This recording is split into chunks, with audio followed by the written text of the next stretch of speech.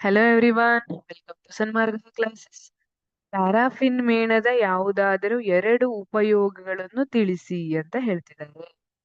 Paraffin ಮೇಣದ ಯಾವುದಾದರೂ ಎರಡು ಉಪಯೋಗ.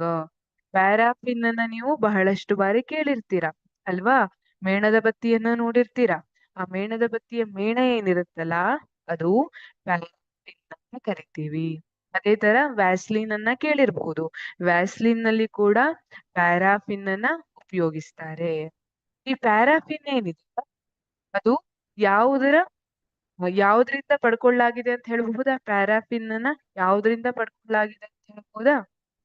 ಪ್ಯಾರಾಫಿನ್ ಅನ್ನ ಪೆಟ್ರೋಲಿಯಂನ ಪಡೆದುಕೊಳ್ಳಲಾಗಿದೆ. ಪ್ಯಾರಾಫಿನ್ ಅನ್ನುವಂಥದ್ದು ಪೆಟ್ರೋಲಿಯಂನ ಉತ್ಪನ್ನವಾಗಿದೆ.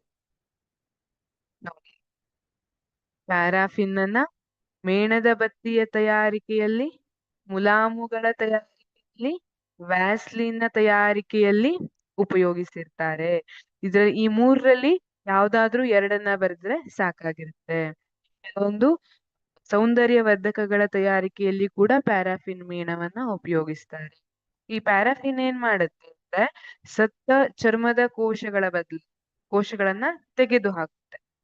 ಹಾಗಾಗಿ ಇದನ್ನ ಸೌಂದರ್ಯವರ್ಧಕಗಳ ವ್ಯಾಸ್ಲಿನ್ಗಳಲ್ಲಿ ಎಲ್ಲ ಉಪಯೋಗಿಸ್ತಾರೆ. ಒಣಗಿದ ಚರ್ಮ ಏನಿರ್ತದಲ್ಲ, ಚಳಿಗಾಲದಲ್ಲೆಲ್ಲ ಚರ್ಮ ಒಣಗ ಹೋಗ್ತದಲ್ಲ, ಅದನ್ನ ಸರಿ ಮಾಡುವಂಥದ್ದು ಪ್ಯಾರಾಫಿನ್ ಮೇಣ.